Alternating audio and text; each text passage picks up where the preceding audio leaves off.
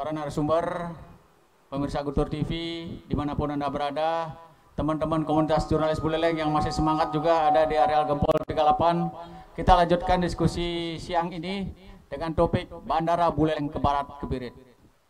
Saatnya teman kita dari Lembaga Swadaya Masyarakat LSM Gema Nusantara, kita berikan kesempatan untuk menyampaikan pemantauannya selama ini, karena dari awal Saudara Antonius Sanjaya Kiabini selaku Ketua LSM Gema Nusantara mengikuti juga perkembangan pembangunan bandara. Silakan Bung Anton.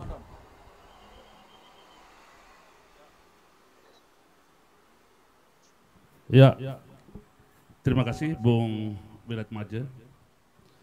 Jadi kalau kita membahas diskusi hari ini, yang pertama terima kasih KJB Buleleng yang begitu semangat dengan radio gunturnya, gunakan tenagamu untuk rakyat, kata almarhum saya di LSM dulu. Ya. Yang kedua, perlu kita lurusi dulu diskusi dengan topik Bandara Buleleng ke Barat ke Birit. Dalam konteks hukum atau sistem yang ada, mungkin maaf tidak ada Bandara Buleleng, yang ada adalah Bandar Udara Bali Utara Provinsi Bali. Oke. Nah, kira-kira seperti itu, tapi tidak apa-apa. Oke. Ya, Siap. ya. Jadi ini biar kita luruskan dulu sehingga diskusinya menarik.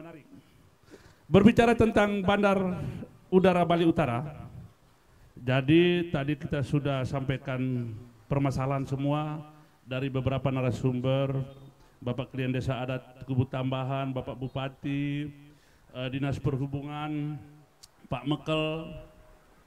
Saya sampaikan satu hasil rapat. Saya diundang oleh Gubernur Bali tanggal 18 November di hadapan para rektor tokoh-tokoh di Bali, termasuk senior kami Prof. Suryani, beliau juga hadir waktu itu. Di situ saya sudah tegaskan bahwa kalau kita melaksanakan program selalu di luar sistem, yang kita peroleh adalah masalah, bukan hasil. Kenapa demikian? Karena sekarang belum apa-apa sudah mau ke barat lagi. Saya kasihan Pak Gubernur, sudah kecil ditambah masalah, ya tambah kecil lagi. Ya betul, saya sampaikan waktu itu. Iya, saya sampaikan waktu itu di forum. Saya apresiasi terhadap DPRD Bali dan Gubernur Bali yang begitu semangat. Kerja sehingga ditetapkanlah Perda 03 tentang Bandar Udara Bali Utara di Kubu Tambahan. Baru-baru ini. Tahun 2020, Pak. 2020, belum setahun loh. Perda 03 2020. Ya. Di sana secara tegas tersurat menyatakan tersyarat di dalam perda itu. Loh, sekarang kok pemerintah kok inkonsisten dengan peraturan yang dibuat sendiri, dilanggar sendiri. Nah, ini kan bahaya Republik ini. Kalau terus aturan dibuat, sebentar langgar lagi, kan begitu. Nah, jadi terhadap persoalan dan permasalahan, kenapa sampai diwacanakan lagi ke barat? Waktu itu saya tidak setuju. Saya tegaskan di provinsi, saya tidak setuju. Karena apa? Jangan kita biasakan diri dengan membangun dengan melanggar aturan. Jangan. Konsekuensinya sangat, tidak bagus untuk generasi penerusnya. Masuk ke persoalan desa adat, tanah yang menjadi salah satu topik menarik, membuat gonjang-ganjing. Kalau kemarin diskusi kita tahun-tahun lalu ya, Buleleng gonjang-ganjing, gimana enjang-enjong gitu.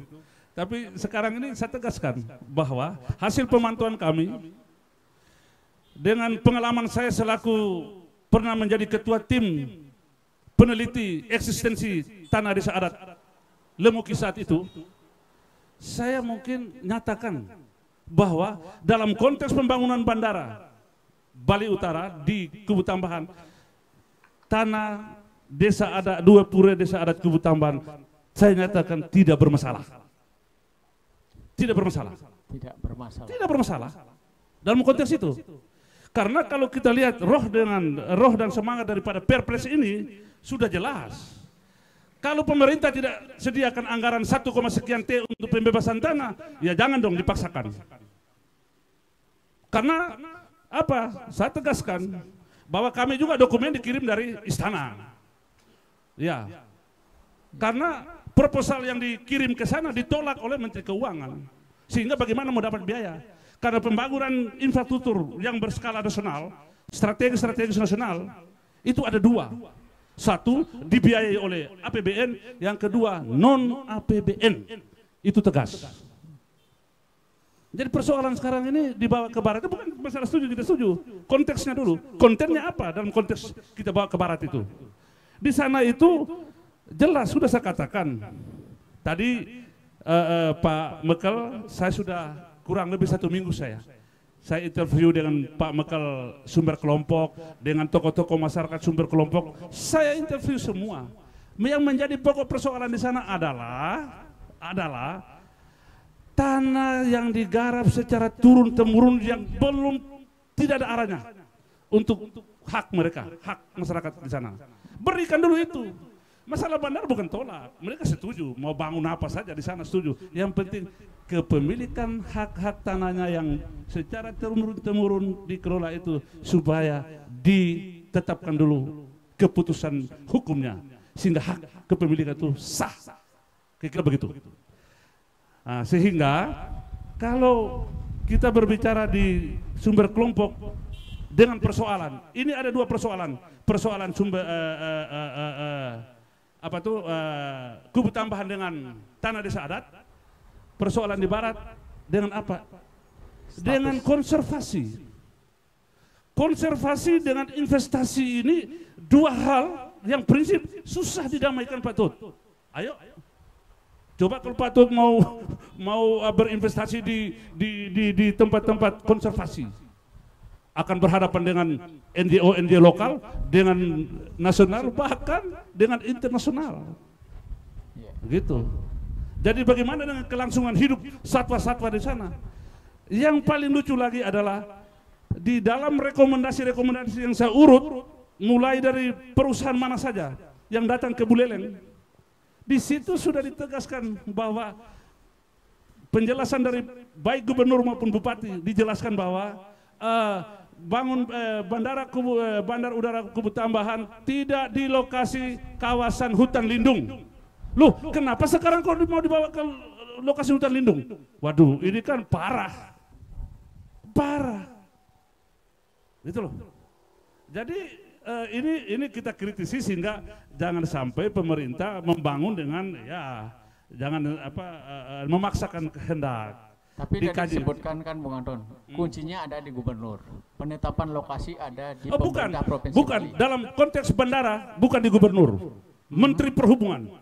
Saya tegaskan tadi sudah dikasih tahu itu. Iya. Dikasih tahu oleh Perhubungan provinsi bahwa itu kewenangan Menteri Perhubungan. Lain dengan penlok-penlok yang lain. Ada bocoran dari Menteri Perhubungan karena Bung Anton katanya tadi dapat bocoran dari istana juga? Ya, kalau dari sana idealnya Kubu Tambahan. Saya bukan masalah itu, enggak, idealnya Kubu Tambahan. Ideal loh ya. Saya bukan ahli. Ideal. Menurut hasil penelusuran kami mulai dari 8 tahun ini, idealnya adalah Kubu Tambahan. Ideal. Karena terkait dengan percepatan. Percepatan ini wajib loh. Kalau pemerintah daerah, provinsi dan kabupaten tidak wajib melaksanakan ini, ada lagi undang-undang, ada lagi peraturan ini yang memberikan sanksi tegas. Saya ingatkan, ini belum saya bersurat. Ya, bahkan sanksi tegasnya ini dalam peraturan ini bisa dinonaktifkan. Undang-undang nomor berapa itu, Don? Peraturan pemerintah nomor 12 tahun 2017 dibuat oleh Jokowi. Ya, itu tentang pembinaan dan pengawasan penyelenggaraan pemerintahan daerah. Dalam pasal-pasal berikutnya sudah diatur semua di sini. Ini kita tidak dengar selama ini. Kita hanya tahunya korupsi. Nah, padahal ini penting. Dan DAU, DAK bisa dipotong. Ini sanksinya. Cuma kami masih pikir kasihan daerah, kalau kita ngotot dengan ini kasihan daerahnya, toh rakyat juga gitu loh. Oke. Itu. Baik, terima kasih Bung Anton. Selanjutnya Pak Notaris Purwake ya. Purwake tampaknya sudah bergabung di Zoom juga. Silakan Pak Notaris Purwake ditampilkan. Iya. Selamat siang Pak Purwaka. Pak Gede Purwaka, selamat siang. Selamat siang. Oke. Pak Gede. Pak Gede adalah notaris yang membuat perjanjian antara DC Adat Kubu Tambahan dengan PT Pinang Propertindo. Betul Pak? Ya. Oke. Dalam salah satu klausul di sana ada perjanjian tidak terbatas. Apa yang dimaksud dalam perjanjian itu Pak Gede? Terima kasih atas waktu yang telah diberikan kepada saya ya. Mengenai ketentuan sewa menyewa dengan jangka waktu tanpa batas, itu kita harus lihat sejarahnya, Ibu. Pertama, periode sewa menyewa dari tahun 91 sampai tahun 2012. Sudah itu periode sewa menyewa dari tahun 2012 sampai 2091. Nah, sewa menyewa dari periode tahun 91 sampai 2012,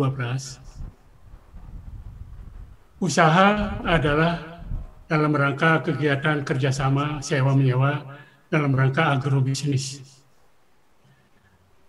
Artinya bergerak di dalam bidang pertanian, usaha pertanian dengan segala penunjangnya.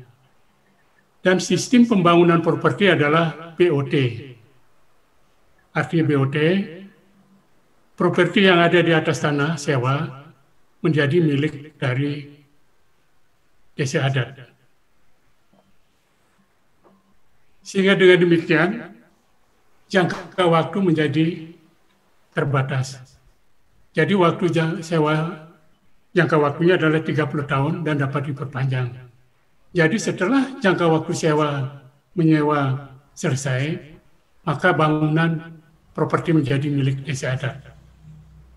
Itu kondisi sewa menyewa periode 91 sampai 2012. Dari periode itu, ternyata tidak dapat berjalan dengan baiknya, sesuai dengan tujuan daripada perjanjian sewa menyewa. Sehingga perjanjian sewa menyewa tahun 91 sampai 2012 dirubah dengan periode 2012-91. Perubahan-perubahan tersebut itu disusun oleh saya. Jadi yang menjadi tolak ukur daripada pembuatan akte perjanjian sewa menyewa tersebut adalah berdasarkan aspek legalnya.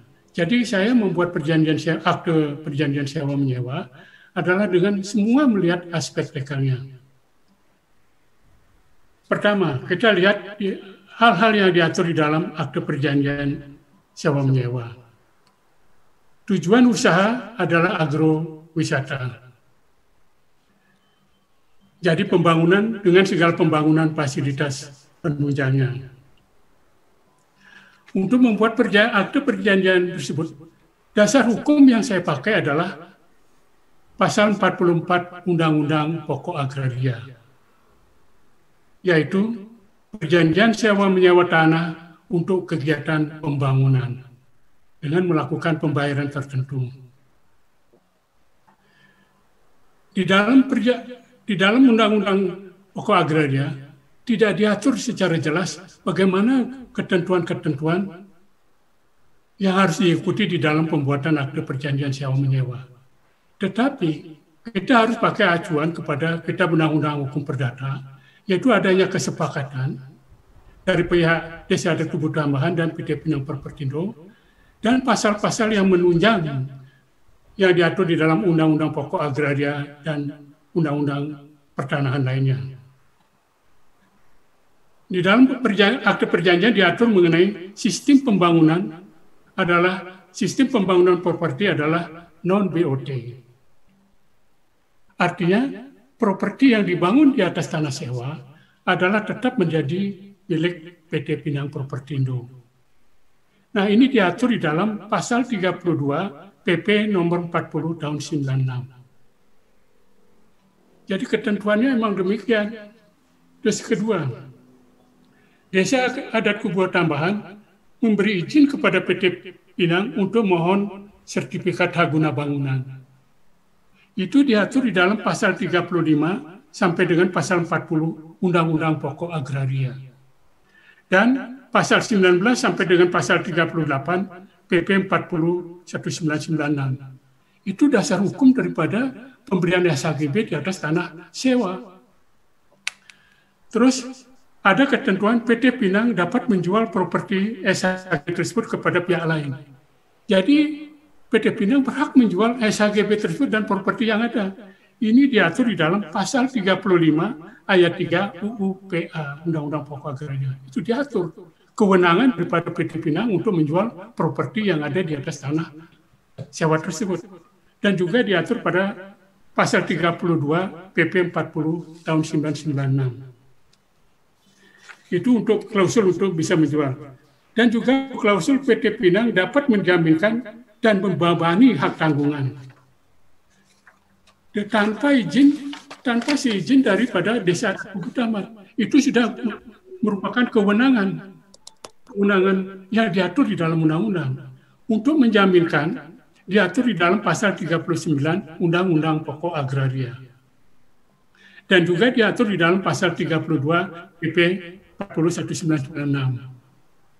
Nah, itu yang mengenai kewenangan-kewenangan yang diatur dalam perjanjian. Semua berdasarkan ketentuan dalam UU PA dan PP 49. Sekarang mengenai ketentuan sewa menyewa dengan jangka waktu tanpa batas. Itu diatur di dalam pasal 44 UU PA. Memang secara letterlock ya tidak dijelaskan bahwa boleh demikian. Tetapi dalam pasal 4 UU PA tidak diatur mengenai bagaimana mengenai jangka waktu sewa menyewa. Karena apa?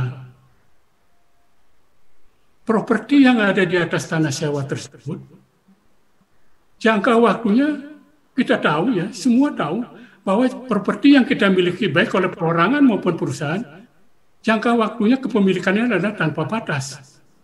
Selama bangunan itu ada, itu adalah milik dari perorangan dan daripada perusahaan yang memiliki. Nah, sekarang bagaimana dengan hubungannya dengan sewa menyewa di atas tanah sewa? Nah, itu harus paralel, harus sama. Jangka waktu kepemilikan bangunan harus sama dengan jangka waktu sewa tanahnya. Kalau tidak sama, maka akan menimbulkan persoalan hukum di belakang hari. Jadi bagaimana sewanya terbatas, tapi kepemilikan bangunannya tanpa batas. Nah, itu harus sama. Dan itu sudah diketahui pada waktu rapat dengan gubernur bulan Oktober 2019, hal itu sudah saya kemukakan. Dan Kanwil BPN tidak bisa menjelaskan, membantah pendapat saya ini. Itu dari segi logika hukumnya. Nah, sekarang dari segi ketentuan, ya, dari segi ketentuan, ya, Pak. Dalam Kitab Undang-Undang Hukum Perdata, perjanjian yang saya buat sudah sesuai dengan ketentuan perjanjian yang diatur dalam Kitab Undang-Undang Hukum Perdata, yaitu ada kesepakatan yang disepakati oleh bersama. Dan ketentuan tanpa batas itu tidak bersifat absolut. Itu tidak bersifat mutlak. Di dalam akte perjanjian saya atur bahwa walaupun disebutkan jangka waktu tanpa batas, tetapi bisa menjadi jangka waktu terbatas. Nah, itu diatur di dalam pasal 9 dan pasal 16 akte perjanjian sewa menyewa.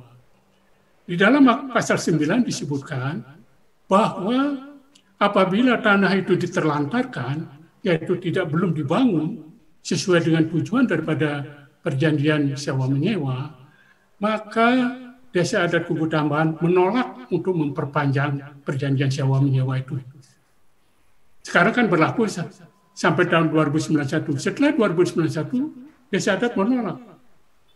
Tidak mau memperpanjang sewa menyewa tersebut. Kedua, pasal 16. Yaitu pemberian SHGB di atas tanah sewa. Ketentuannya diatur bahwa jangka waktu SHGB adalah 30 tahun. Apabila tanah ditelantarkan, artinya PT Pinang belum membangun properti di atas tanah sewa tersebut, maka Desa Adat Kubu Tambahan dapat menolak untuk memperpanjang sertifikat hak guna bangunan tersebut. Jadi itulah perjanjian jangka waktu tanpa batas tetapi tidak absolut. Itu semua berdasarkan ketentuan pasal 40 UPA yang mengatakan bahwa SHGB akan berakhir apabila tanah diterlantarkan. Ya, pengertian ditelantarkan Pak Purwake. Karena saya lihat sampai saat ini belum ada tanda-tanda pembangunan di atas lahan tersebut. Sesuai dengan Undang-Undang Pokok Agraria, tanah ditelantarkan apabila di dalam Undang-Undang Pokok Agraria diatur bahwa apabila tanah tidak dimanfaatkan dalam waktu 1 tahun, maka hak tanah yang ada di atasnya akan menjadi gugur. Ya. Faktanya sampai sekarang belum ada tanda-tanda pembangunan di sana. Apakah perjanjian itu bisa dikatakan kembali? Silakan pihak yang itu yang untuk menerjemahkannya. Itu mengenai tanah tidak bersifat absolut. Sekarang bahwa ketentuan tanpa batas adalah merupakan konsekuensi logis dan untuk menjamin kepastian hukum kepemilikan properti di atas tanah tersebut. Artinya begini, tanah yang disewakan dengan ada properti, konsekuensi hukumnya adalah demikian, yaitu harus sewa tanpa batas. Hal ini untuk menjamin kepentingan kepastian hukum daripada pemilik properti. Sekarang kita lihat kan belum ada bangunannya, pasti akan berpikir, wah nggak benar itu ketentuan itu. Tetapi coba dibayangkan, kalau di atas tanah Kubu Tambahan itu sudah dibangun hotel, sudah dibangun apartemen, dan lain sebagainya di atas tanah 370 hektar. Apakah benar sewa menyewa itu harus dengan jangka waktu tanpa batas? Kalau tanpa batas, bagaimana kepastian hukum hotel, apartemen, dan lain sebagainya tersebut? Akan menimbulkan persoalan hukum. Memang itu konsekuensi logis bahwa sewa menyewa di atas yang dengan sistem yang seperti saya bilang non BOT dan boleh dijual dan gini-gini, itu adalah konsekuensi logisnya. Nah, seperti kita ambil umpama bandara. Dulu saya sudah bilang dalam rapat di bandara dengan rapat gubernur. Kita bayangkan bandara akan dibangun di atas tanah Kubu Tambahan. Bandara dibangun dalam kondisi pada waktu itu adalah tanah sewa. Pada waktu itu masih ribut tanah sewa. Saya bilang, bagaimana kalau bandara di atas tanah sewa? Pasti inginnya kan tanahnya itu sewa untuk selama-lamanya. Tidak mungkin untuk 100 tahun, 200 tahun, enggak. Pasti selama-lamanya. Terus yang kedua saya bilang, Pak, saya ini mantan pejabat Badan Pemeriksa Keuangan. Saya belum pernah melihat bahwa di dalam pembangunan proyek milik pemerintah ada klausul dibangun di atas tanah sewa. Itu pasti harus dibangun di atas tanah negara. Tanah yang dibebaskan oleh siapa yang membangun menjadi tanah negara. Dan ternyata sekarang memang demikian. Apa yang saya prediksi sesuai dengan pengalaman saya sebagai pejabat BPK, bahwa memang betul. Iya, oke Pak Purwake. Bahwa pendirian bandara harus dibangun di atas tanah negara. Sekarang bagaimana prosesnya itu? Itulah harus dilakukan pendekatan-pendekatan kepada masyarakat Desa Adat Kubu Tambahan. Seperti Desa Adat Kubu Tambahan, Juru Pasek sudah menyatakan, apakah alternatifnya apakah tanah sewa, apakah tanah diambil alih sama negara. Oke, baik. Kan Juru Pasek sudah memberikan industri.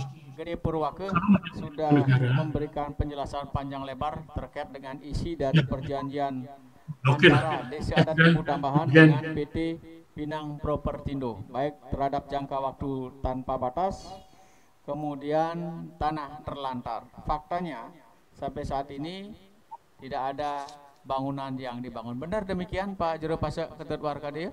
Ada bangunan yang dibangun di atas tanah milik Desa Adat Kubu Tambahan?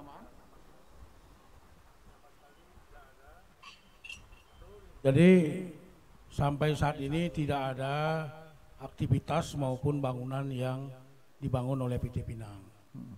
Jadi ini menjadi catatan apakah kita nanti dengan cara itu kita nanti pendekatannya secara hukum tentu kami akan konfirmasi ke BPN.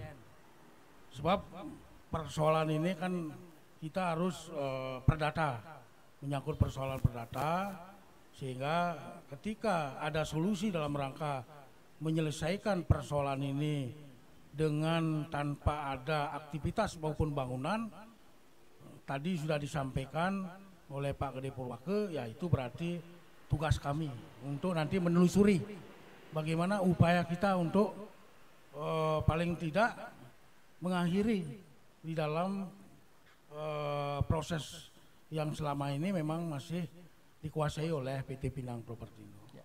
Artinya ada peluang dengan kata-kata tanah terlantar untuk membatalkan isi perjanjian ini. Intinya adalah peluang untuk kita menelusuri itu sesuai dengan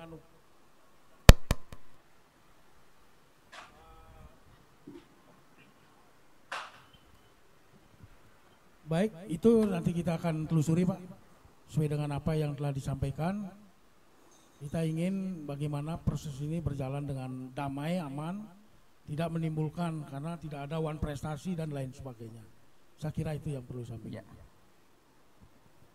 Baik, terima kasih Pak Juru Pasek Ketut Warkadi. Tadi ada masukan lewat live chat yang menanyakan apakah sebelumnya sudah pernah ada perjanjian tertulis atau kesepakatan tertulis antara Desa Adat Kubu Tambahan dengan pemerintah akan dibangunnya bandara di Desa Kubu Tambahan, Pak?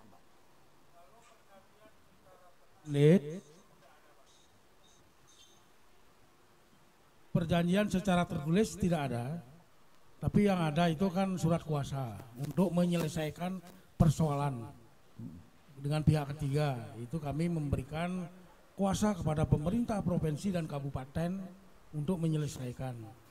Tapi apakah ada secara tertulis untuk pembangunan bandara? Tidak ada, Pak. Ya. Soal kuasa tadi, bahwasanya Desa Adat sudah memberikan kuasa kepada pemerintah untuk menyelesaikan kasus ini.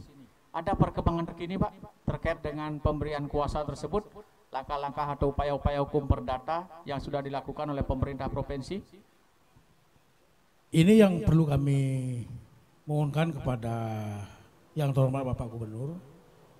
Sekiranya kalau itu sudah diberikan kuasa, seyogyanya ada mediasi yang secara terbuka.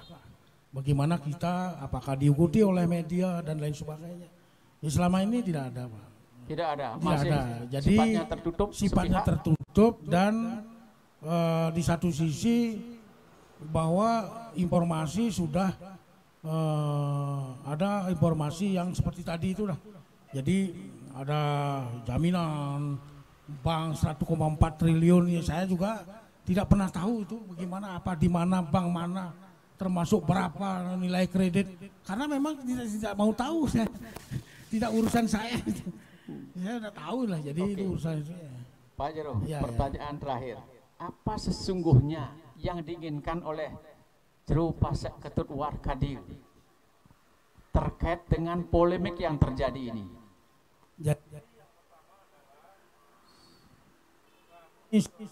Penghulu Desa Adat Kubu Tambahan memegang amanat untuk mempertahankan tanah Duen Pura itu menjadi tanah Duen Pura, Pak.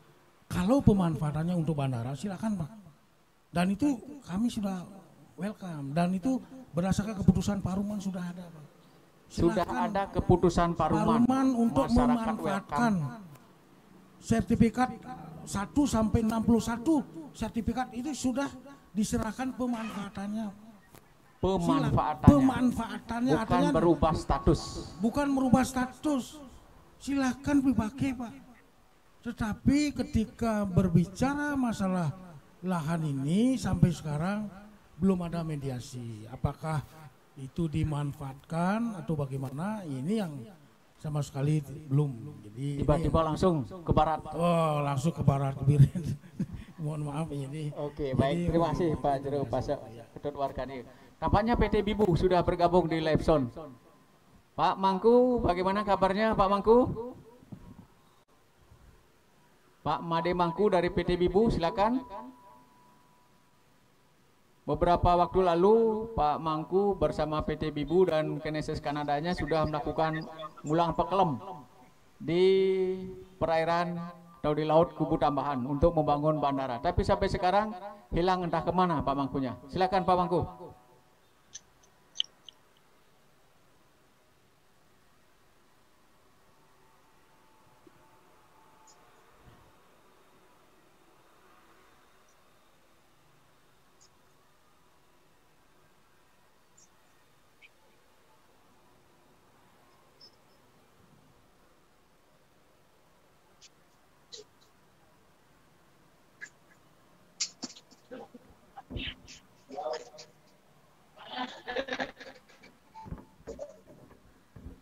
Pak Mangku dibuka audionya Pak Mangku. Pak Mangku dibuka dulu audionya.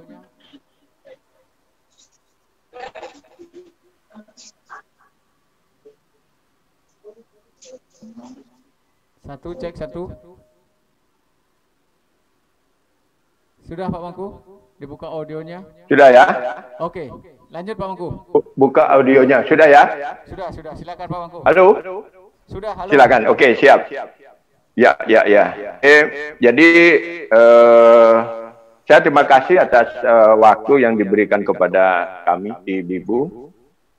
Siang hari ini saya dari tadi juga ikut mendengarkan. Jadi kalau kita berbicara tentang konsep Bandar Udara Bali Utara itu, saya rasa hampir semuanya sama dari pemerakasa yang sudah melakukan aktivitasnya sampai hari ini. Kenapa? Karena basic data yang diambil untuk kepentingan kajian, saya rasa sumbernya sama, ya. Baik dari pariwisata, keberadaan dengan penumpang, ekonomi Bali dan seterusnya, dan termasuk juga konsep menyeimbangkan Bali Selatan dan Utara. Saya rasa itu semua sudah termasuk ya di dalam satu konsep itu.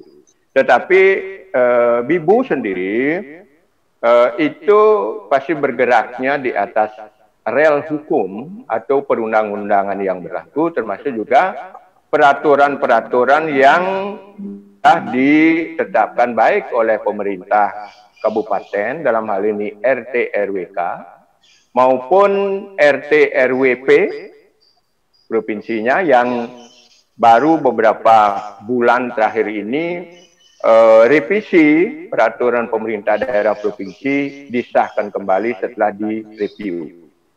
Untuk itulah kemudian kami dari Bibu juga mengacu kepada, karena ini persyaratan pengajuan penlog, kami itu berpedoman kepada Peraturan Menteri Nomor 20 2014 yang sekarang juga direvisi Peraturan Menteri tersebut menjadi Peraturan Menteri 64 nomornya tahun 2018. Di mana Peraturan Menteri tersebut adalah tentang pengajuan dan persyaratan penlog.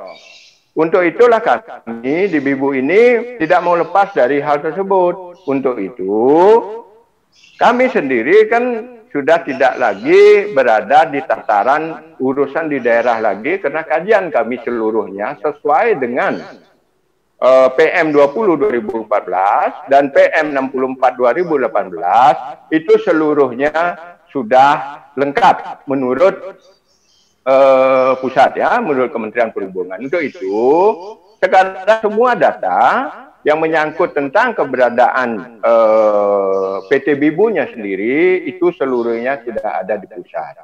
Untuk itulah kami tadi cuma mendengar saja, karena kami juga memberikan apresiasi bagi bapak-bapak yang sudah juga ikutan, tetapi kami cuma mampu menjelaskan keberadaan Bibu yang sampai saat ini situasi dan kondisinya sudah berada pengajuan dari surat-surat yang berkaitan dengan pengajuan PNOK tersebut sudah seluruhnya di pusat. Menyangkut tentang maturan peklem dan sebagainya, itu adalah bagian dari ritual dan persembahyangan di mana kita sendiri atau masyarakat kita itu akan melakukan aktivitas yang sebegitu besar di daerah tersebut dan kita harus dan wajib melakukan hal tersebut. Yang rasa itu ininya. Oke, Pak Mangku. Ya, jadi, halo. Pak Ketut Suwardana dari Pembari menyatakan kurang lebih 7T sudah tersiapkan untuk membangun di darat. Kalau Pak Mangku PT Bibu bersama Kinesis Kanadanya di laut kurang lebih berapa T yang sudah disiapkan? Ya. Jadi ada satu hal yang kami harus garis bawahi.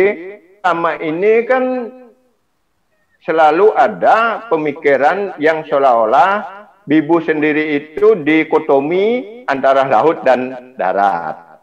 Sebenarnya konsep Bibu sendiri itu tidak ada laut dan darat, melainkan di laut tersebut kita cuma membangun runway dengan terminal saja. Metropolis termasuk juga yang lain-lain, sarana penunjang infrastruktur yang berkaitan dengan bandara tersebut, itu seluruhnya ada di darat. Jadi darat ini tidak ditinggalkan, dia tidak terpisah konsepnya, justru antara laut dan darat ini betul-betul terintegrate gitu. Jadi masyarakat ini seluruhnya itu dia terakomodasi di dalamnya, di mana the end-nya sendiri itu adalah everybody happy gitu. Ya, konsepnya. Jangan kemudian ini dibenturkan kemudian seolah-olah ada dua konsep dan sebagainya. Contoh misalnya dengan Pembari. Kalau misalnya kita itu diberikan misalnya izin untuk membangun di laut, tetap Pembari dan sebagainya termasuk konsorsium yang ada di situ itu harus tergabung di dalamnya. Dan dia akan menjadi bagian dari stakeholder itu. Ya, jadi jangan dipisah-pisahkan gitu, karena kita ini memang betul-betul mau membangun Buleleng, bukan membangun di Buleleng, berbeda. Ya, kita memang mau membangun Buleleng. Jadi orientasinya itu adalah dia bukan proyek jadinya, melainkan ini program di mana semua lini dan semua stakeholder itu harus dipertimbangkan. Jadi tidak ada satupun yang tertinggal, itu konsep kita yang sebenarnya. Tapi saya rasa yang lain-lain juga akan memiliki konsep yang mirip, ya. Gimana? Pertanyaan, berapa T yang sudah disiapkan oleh PT Bibu? Saya rasa kalau memang kita diberikan kesempatan, kita sudah siap seluruhnya sampai hari ini. Ya, berapapun keperluannya untuk kepentingan termasuk juga kepentingan jangka pendek, menengah dan jangka panjang itu sudah disiapkan seluruhnya. Jadi kami tidak ada masalah di hal tersebut. Di pusat sudah sampai tahap apa, Pak? Di pusat tinggal tahapannya tinggal menunggu apakah kita akan diberi kesempatan atau tidak gitu. Ini kita menunggu. Ya? Kita bersabar saja karena semuanya ini berproses. Mudah-mudahan semua kita diberikan pencerahan yang baik oleh susunan kita di Bali, khususnya di Buleleng, agar dalam perjalanan pembangunan Buleleng ini betul-betul keberpihakannya itu kepada masyarakat kita di sana. Kemudian kita betul-betul bisa melestarikan alam kita di situ. Kita tidak merubah banyak bentang kita di situ. Kemudian ada hal yang betul-betul sakral itu betul-betul kita bisa pertahankan. Kemudian kita bisa lestarikan dengan sebaik mungkin. Oke, baik. Terima kasih Pak Mangku dari PT Bibu. Mengakhiri diskusi kita pada siang hari ini, Komunitas Jurnalis Buleleng dengan topik Bandara Buleleng ke Barat ke Birit. Tepatnya Bandara Bali Utara ke Barat ke Birit. Terima kasih saya sampaikan kepada Bapak Bupati Buleleng. Terima kasih. Om Santi Om. Pak Gede Suwardana, Pak Ketut Suwardana Linggih, dan juga Pak Suwardana dari Dinas Perhubungan Provinsi Bali sudah ikut bergabung dalam virtual. Terima kasih kepada narasumber yang sudah hadir di sini, Pak Jero Pasek Ketut Warkadia, selaku klien Desa Adat Kebut Abahan, kemudian Pak Mekel Sumber Kelampok, dan juga Bung Antonio Sanjaya Kebeni, serta para komponen masyarakat yang sudah menyampaikan saran masukan tadi sudah disampaikan kepada Pak Jero Pasek Ketut Warkadia. Sampai di sini jumpa kita. Saya akhiri acara hari ini dengan penyerahan penghargaan kepada tokoh pejabat di Kabupaten Buleleng yang sangat aware terhadap kinerja dari wartawan yang bertugas di Kabupaten Buleleng. Saya berikan waktu sepenuhnya untuk mandu kepada rekan Ole, Adnyana Ole, silakan.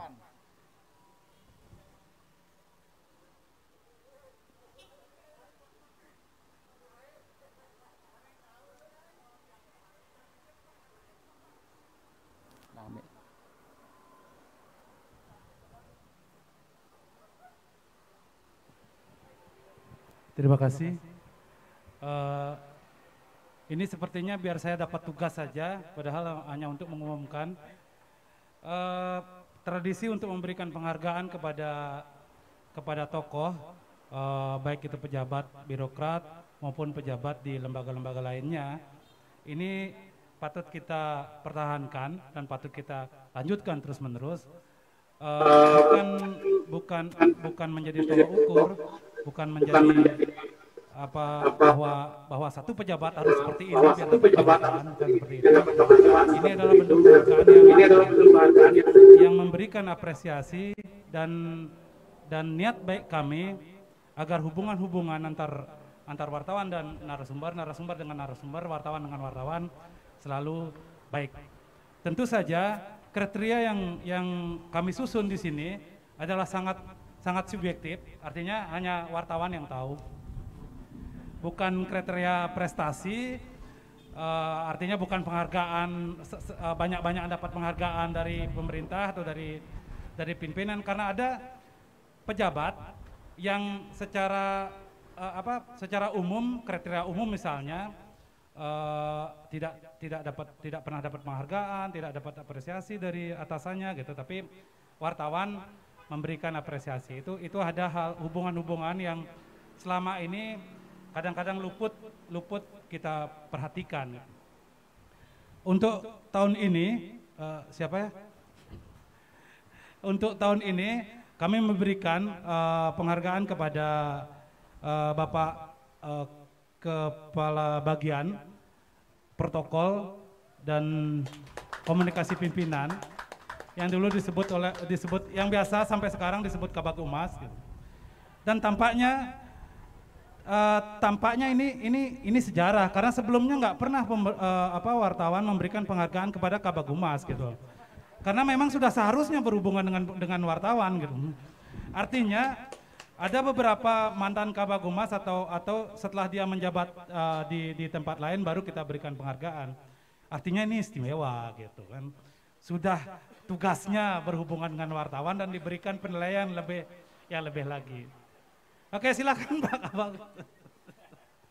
Pak Kabag Humas. Mungkin setelah dapat penghargaan bisa dijadikan pertimbangan untuk kejabatan yang lebih tinggi.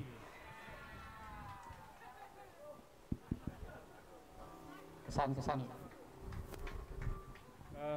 Baik, terima kasih yang terhormat rekan-rekan media jurnalis, komunitas jurnalis Buleleng, kemudian wenten Pak Jero Riki, Swastiastu Jero, Bang Anton, Tuhan memberkati Bang, Pak Mekel, Pak Bupati, Pak Wakil, serta Pak Sekda yang sudah mendahului dari acara ini. Pertama-tama hari ini saya mendapatkan penghargaan dari teman-teman media, KJB Award Pak Ruti ya, Bung Uli, KJB Award, karena saya mungkin dianggap mampu menjalin hubungan yang baik dan komunikatif dengan rekan-rekan media yang ada di Kabupaten Buleleng. Sebenarnya saya tidak berpikir atau berharap sama sekali untuk mendapatkan penghargaan seperti ini, karena yang ada di benak saya, yang ada di pikiran saya hanya bekerja dan memberikan pelayanan yang terbaik buat rekan-rekan media. Karena rekan-rekan media ini merupakan partner saya, merupakan rekan-rekan saya dalam konteks untuk sama-sama membangun Kabupaten Buleleng melalui publikasi. Kalau kita nggak mempunyai hubungan yang baik dengan teman-teman media, apa yang kita sampaikan, data yang kita sampaikan, update yang kita sampaikan, akurasi yang kita sampaikan, itu nggak akan nyampe dengan teman-teman media. Jadi sangat penting sekali untuk konteks dalam membangun di Kabupaten Buleleng. Mungkin sebenarnya ya, karena ini sifatnya subjektif seperti yang disampaikan oleh Om Ole, ada mungkin yang lebih berhak untuk mendapatkan penghargaan seperti ini. Namun ini merupakan penilaian dari teman-teman media, jadi saya merasa sangat terhormat sekali mendapatkan penghargaan seperti ini. Saya bangga sekali dari rekan-rekan media dapat memberikan penghargaan seperti ini. Mudah-mudahan penghargaan yang saya dapatkan ini akan menjadi pemicu pelecut untuk saya bisa bekerja lebih baik lagi, untuk saya bisa lebih komunikatif lagi dengan teman-teman media. Tidak lupa juga saya mengucapkan terima kasih kepada seluruh pimpinan saya dan juga rekan-rekan saya di protokol dan komunikasi pimpinan, dulunya Humas dan Protokol, sekarang Protokol dan Komunikasi Pimpinan, atas dukungan dan supportnya dalam mendukung pekerjaan saya sehari-hari. Tanpa mereka, saya nggak mungkin akan mendapatkan penghargaan seperti ini. Terima kasih saya ucapkan, dan seluruh masyarakat Buleleng yang juga memberikan informasi, saran, dan kritik yang sudah tentu sifatnya pasti tujuannya baik untuk membangun di Kabupaten Buleleng. Terima kasih. Kita tidak anti kritik, kita malah mengharapkan sekali masukan dan kritik-kritik tersebut. Sekiranya itu saja yang dapat saya sampaikan. Sekali lagi saya ucapkan terima kasih yang sebesar-besarnya kepada rekan-rekan jurnalis di Kabupaten Buleleng. Terima kasih. Om Santi, Santi, Santi Om. Terima kasih Pak Kabak. Penyerahannya langsung? Ya. Silakan.